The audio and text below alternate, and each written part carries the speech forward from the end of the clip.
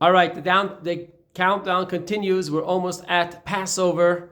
I hope you're making the last preparations, buying the right food that you need. It's kosher for Passover, the gefilte fish, the brisket, the bitter herbs, the matzah, the wine, the kosher Passover cakes. If you need anything, there's still some time to buy it here, purchase it here at the Jewish Center, at the deli. I understand that the cakes have run out. We have run out of cakes, so we still have macaroons, so we still have ketchup and other goodies for Passover.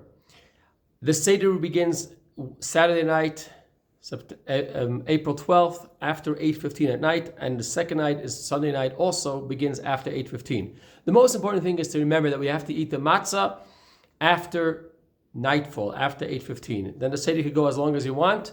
Here at Chabad, we're probably going to conclude the Seder at about 11:30. It's about a 3-hour Seder, which includes all the songs, all the stories, all the ritual, and of course, a beautiful dinner with brisket and other Passover food. How much matzah should one eat? So the Torah tells us we should eat matzah, we should eat food, and when we eat food, we have to eat a certain amount. It's called the size of an olive, which we say is about 1 ounce of matzah. Now, if you have a round matzah, something like this, they come about 7 to a pound.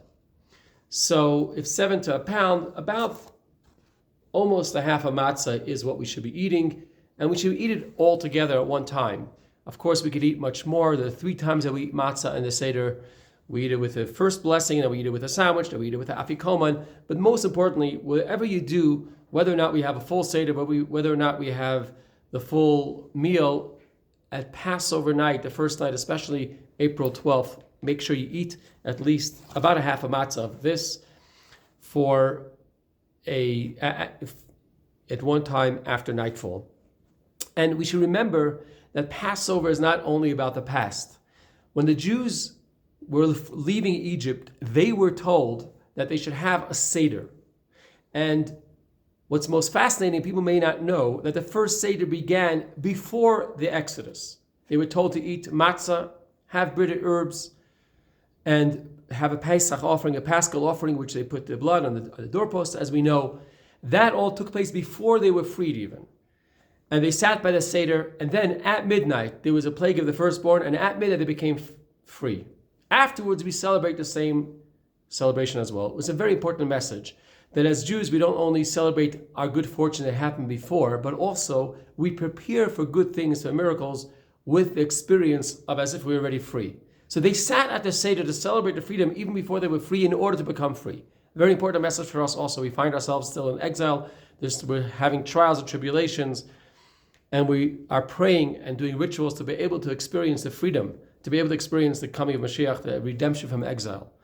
And we're doing this so our Seder is not only about remembering the past, but also manifesting and praying that it should come in the future as well. That's what we should have in mind when we do this Seder. Now, of course, besides matzah, we have wine, and we have other goodies.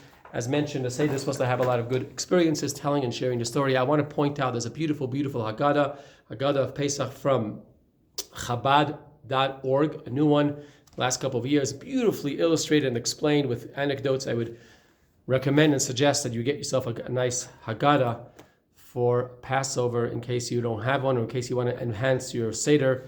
Chabad.org.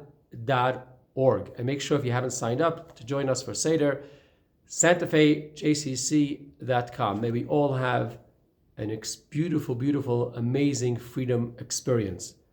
Shabbat Shalom and Chag Kasher v'Sameach, kosher and happy Passover.